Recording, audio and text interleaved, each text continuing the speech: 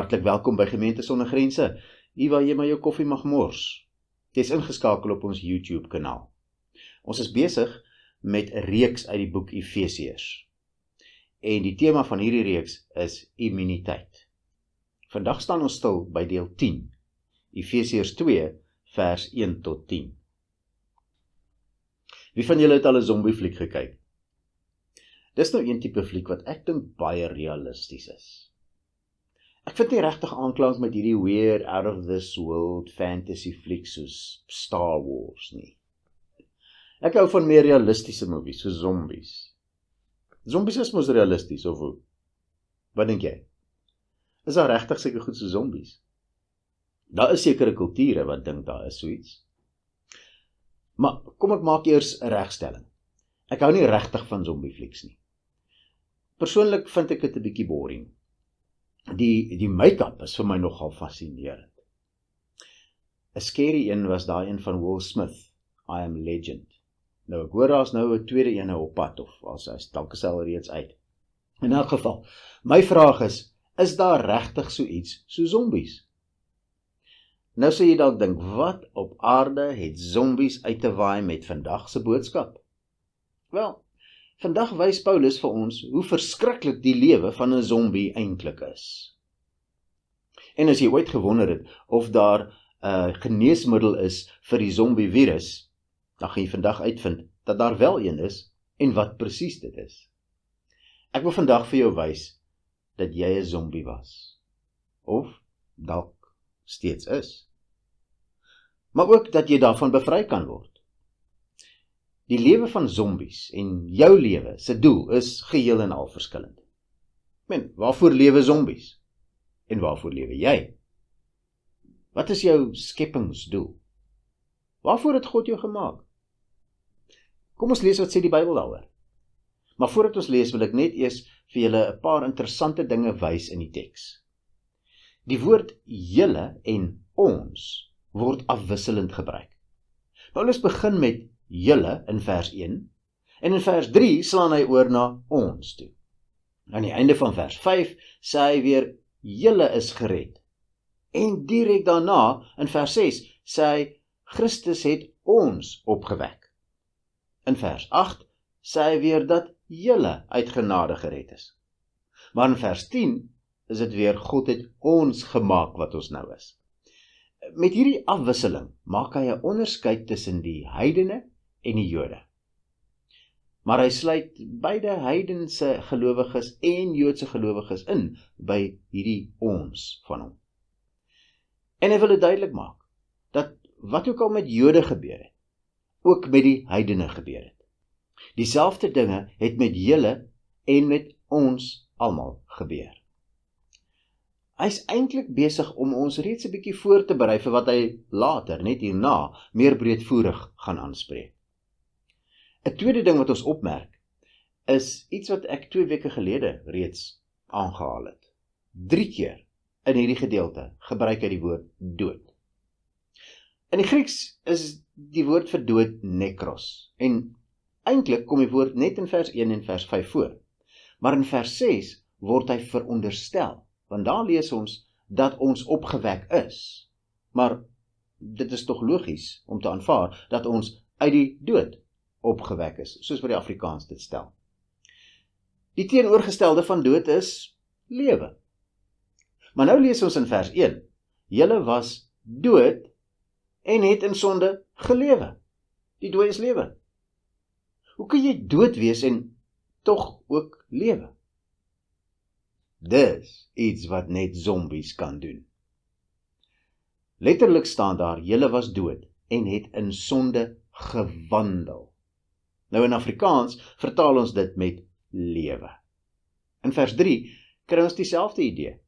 Ons het in sonde gelewe. Maar die woord wat hier gebruik word, is weer 'n ander Griekse woord, wat met verskillende woorde vertaal kan word. Byvoorbeeld, to busy oneself, to remain, to abide, to behave, to have conversation, to live, overthrow, pass, return, or be used, Dit sluit amper alles in wat 'n mens in jou lewe kan doen. Daarom dink ek dat lewe 'n goeie vertaling is vir hierdie woord. Jy's dood, maar jy lewe. Maar hoe lyk so lewe? Kom ons lees 'n bietjie die teksgedeelte. Efesiërs 2 vanaf vers 1. Julle was dood as gevolg van julle oortredings en sondes, wat voorheen julle lewenswyse gekenmerk het. Julle het gelewe soos hierdie sondige wêreld, en julle laat lei deur die vors van die onsigbare magte, die gees wat daar nou aan die werk is in die mense wat aan God ongehoorsaam is. So het ons trouwens vroeër ook almal gelewe. Ons is deur ons sondige begeertes oorheers en het gedoen net waartoe ons liste ons gelei het en wat in ons gedagtes opgekom het. Vanweë ons sondige natuur sou ons net soos die ander mense deur God gestraf moes word. Maar nou die oomblik as ons by maar uitkom, dan is daar 'n teenstelling, 'n kontras. In die eerste 3 verse het ons 'n beskrywing gekry van zombies. Dooie mense wat lewe. Nou die woord dood kan op 3 verskillende maniere verstaan word. Dit kan die fisiese dood beteken, dit kan die geestelike dood beteken, en dit is wat hier bedoel word. Hierdie mense leef fisies, maar hulle is geestelik dood.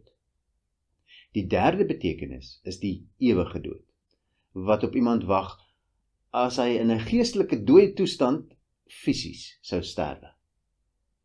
Wat as hier beskryf word, is mense wat fisies lewe, maar geestelik dood is. Sulke mense lyk so zombies. Hoe weet ons dit? Want hulle lewe, hulle wandel, hulle bestaan, word vir ons beskryf. Maar kom ons dink eers, hoekom was hulle dood? Wel, dit was hulle eie skuld.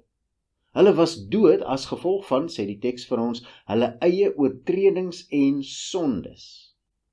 Hierdie sondes het hulle lewe gekenmerk.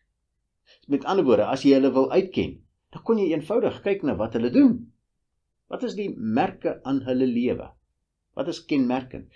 Dit is maklik om hulle uit te ken. Het jy al gesien hoe lyk zombies? Hoe loop zombies? Hoe eet zombies? Dis iets verskrikliks.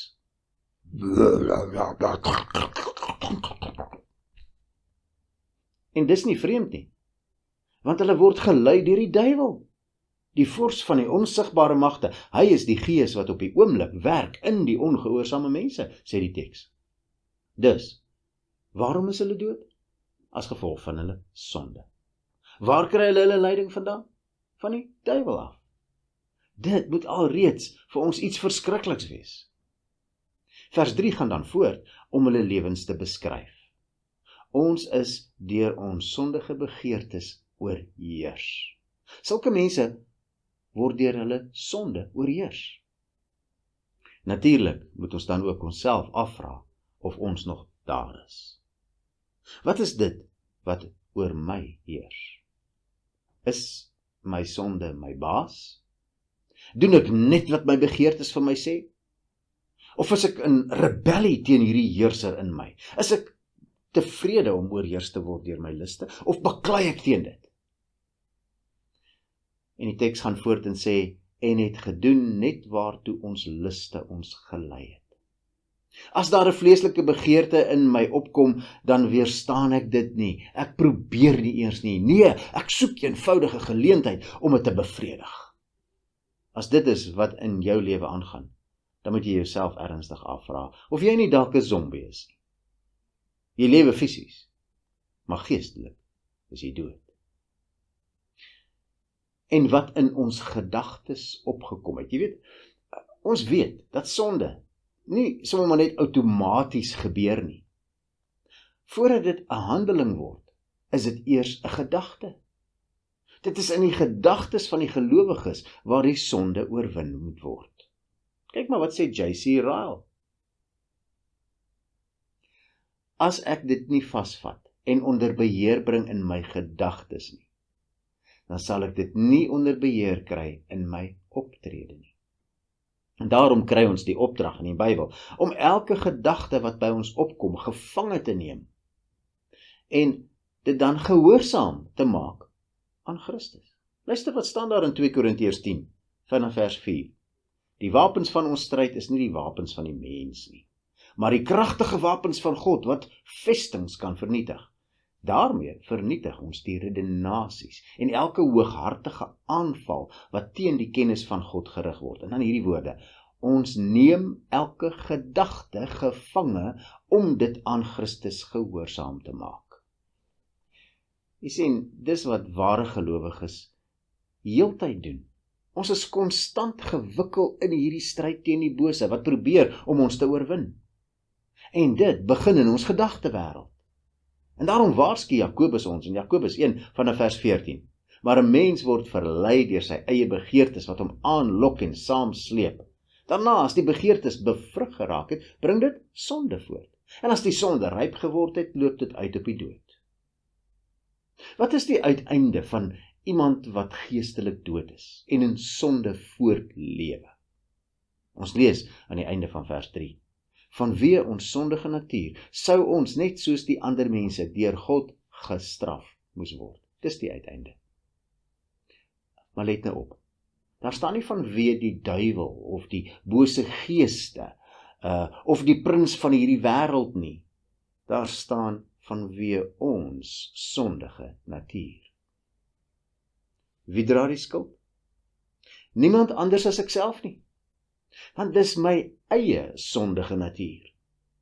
Jakobus sê ook, dis my eie begeertes. Dis ek wat kies om te sondig. Dis my besluit om teen God te rebelleer. Dis my keuse, dis my wil, dis my begeerte, en daarom kan ek niemand anderster die skuld gee nie.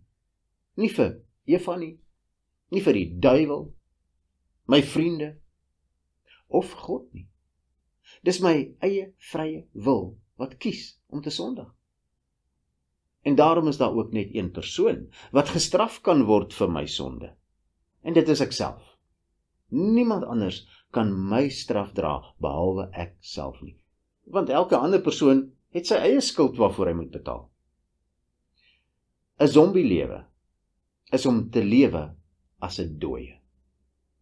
Die uitbeeldings wat ons in die fliek sien, word dan eintlik baie meer realisties.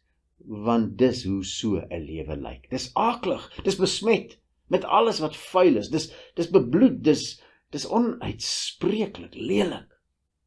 Dis spasties en sonder gevoel. Dis 'n uitdrukking van 'n onbeheerste lus na geweld en bloed en net nog meer dood. Gewetenloos en gevoelloos.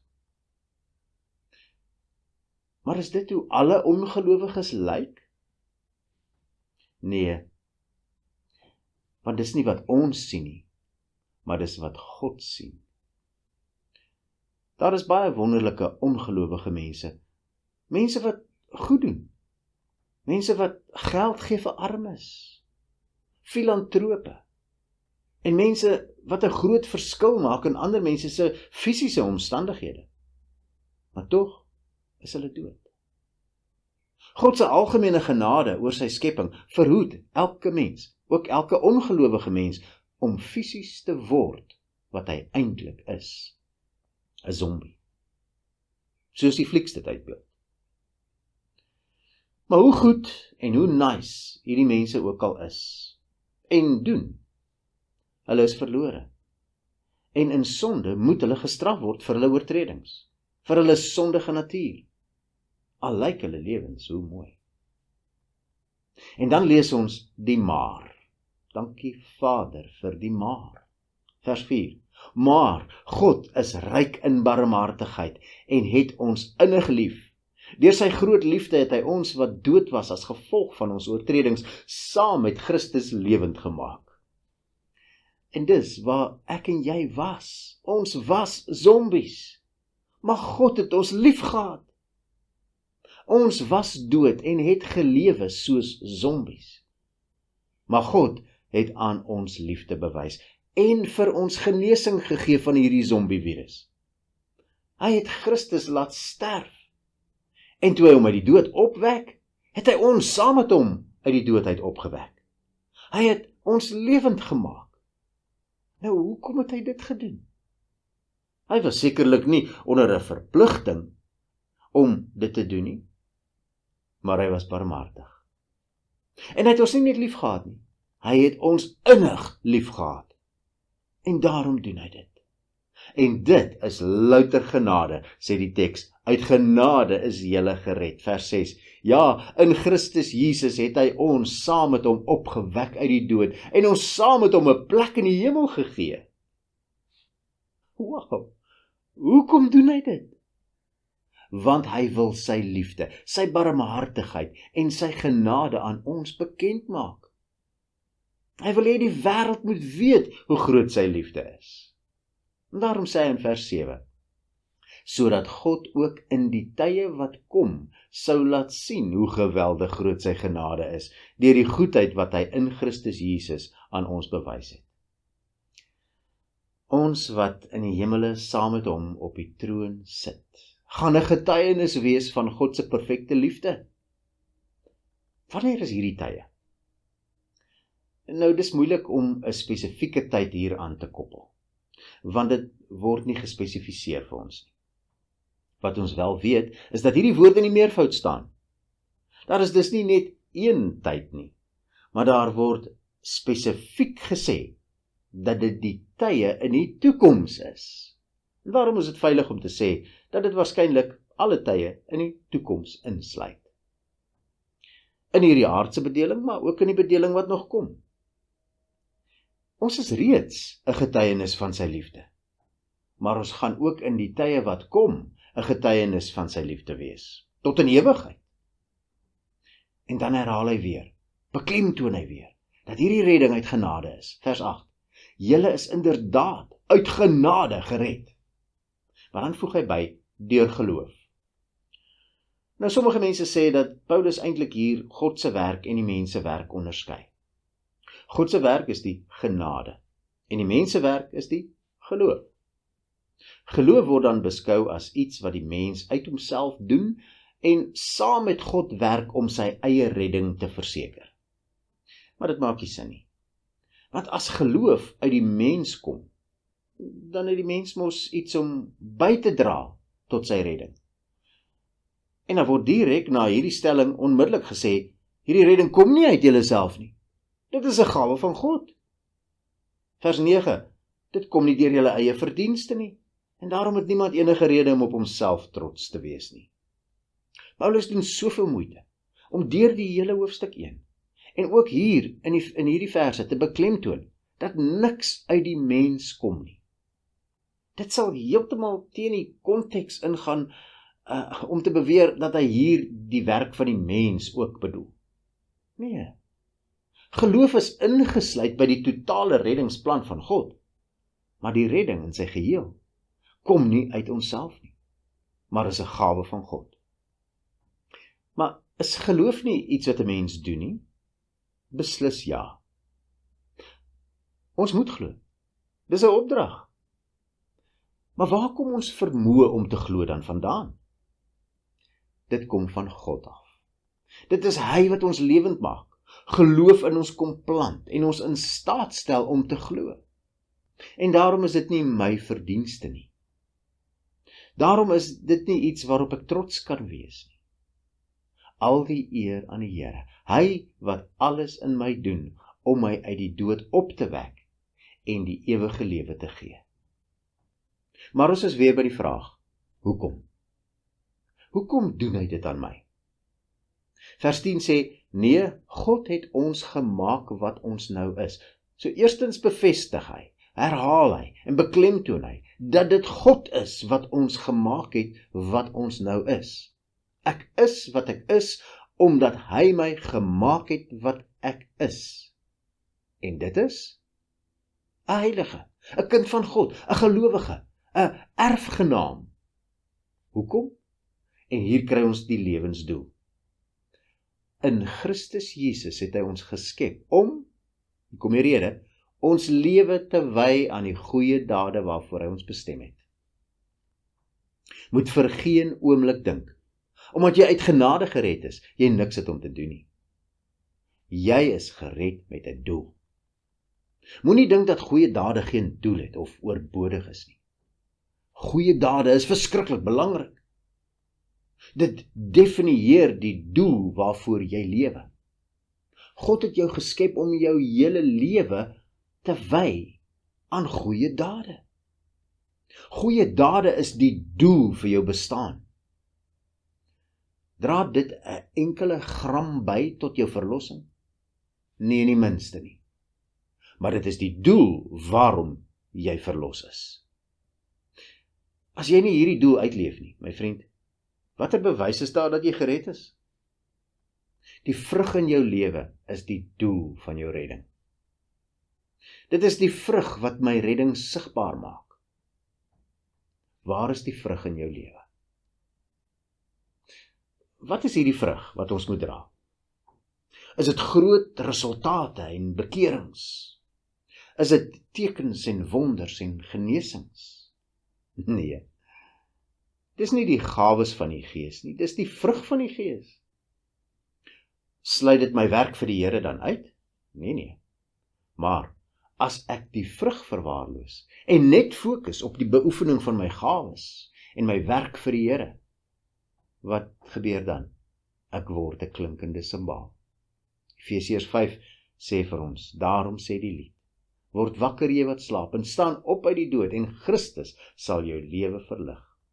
Wees baie versigtig hoe jy lewe.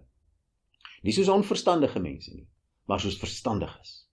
Maak die beste gebruik van elke geleentheid, want ons lewe in 'n goddelose tyd.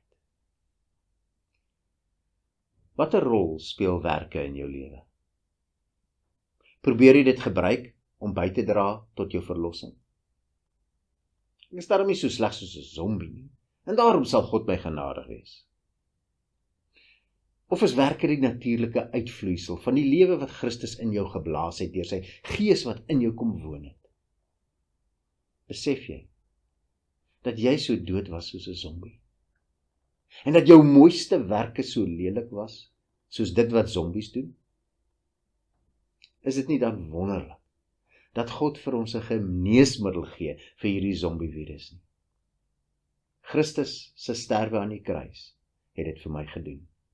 Die inwerking van sy Gees het dit in my ingespuit. Deur die geloof wat in my pos gevat het, is ek gered van die verderf. Die goeie werke waarna ek nou streef, die stryd wat ek nou het met dit wat boos is, wat nog in my natuur agtergebly het, is die tekens van die genesing, van die nuwe lewe wat hy in my gewek het. Al die eer aan die Here, wat dit alles in my gedoen het. Amen.